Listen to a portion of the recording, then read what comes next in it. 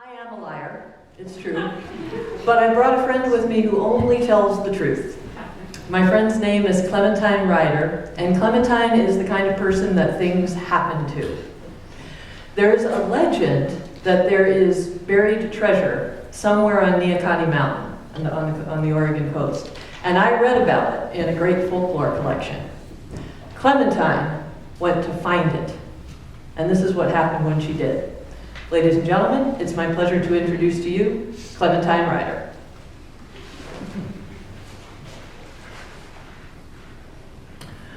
My associate, old one-eyed Bob, and I were making our way up from San Francisco to Seattle, and we stopped off in the little town of Tillamook on your beautiful Oregon coast. We were slaking the dust of the trail from our throats with glasses of the fresh milk that region is justly famed for, and snacking on a few cheese curds that are also a delicacy to be had there.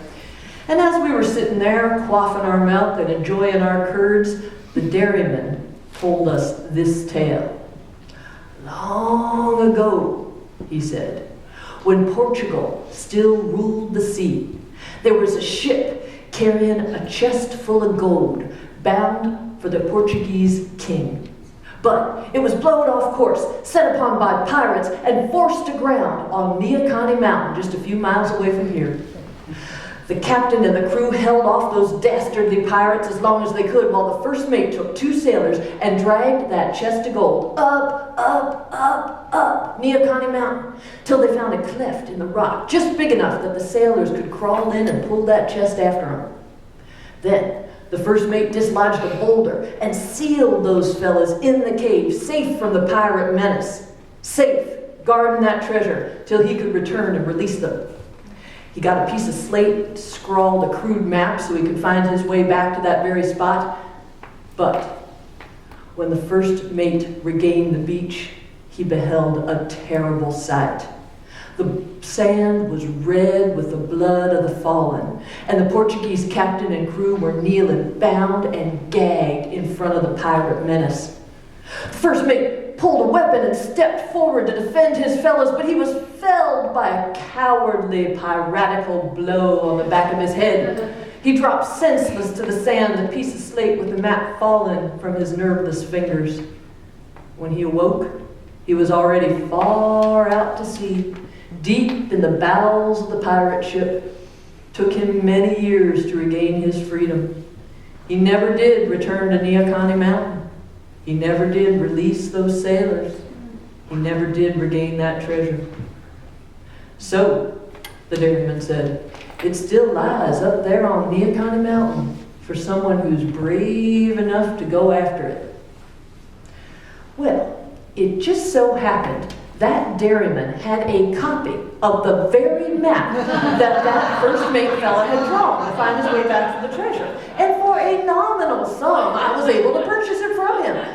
So the next morning, old one-eyed Bob and I found ourselves riding up Neahkanie Mountain in pursuit of that treasure. I was on my Palomino Calliope, and Bob was behind me on his pinto pony Pepita.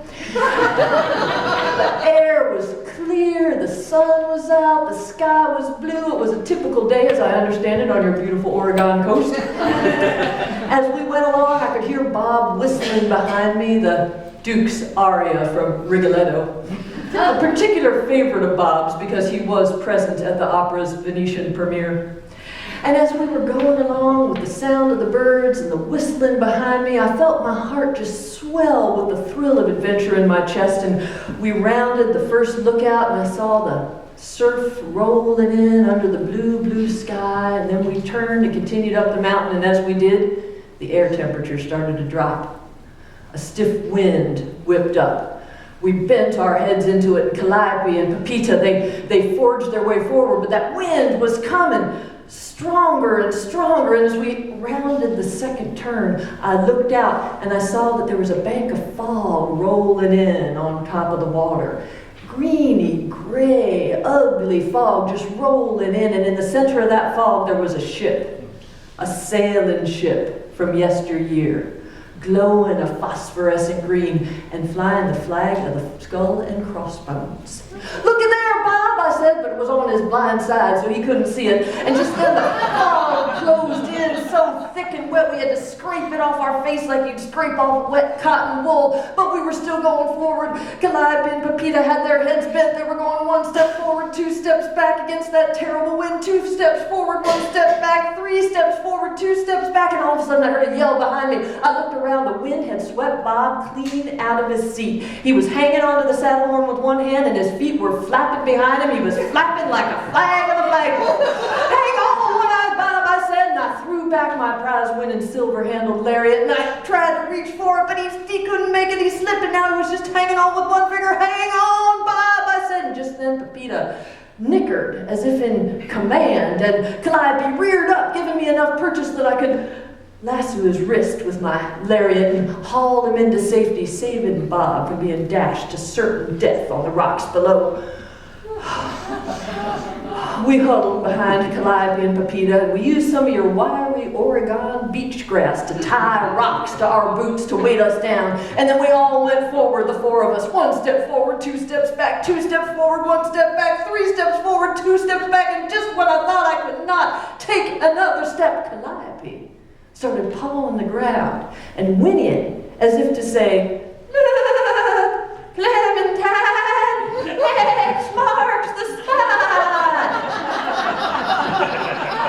I reached in my pocket, I checked my map. Calliope had it exactly right. We were standing in front of a huge boulder, and from the clefts on either side of the boulder, as we watched, a thin stream of mist began to issue forth, and it started piling up into 2 spectral shapes with bony legs and emaciated torsos, spindly arms, and skeletal heads.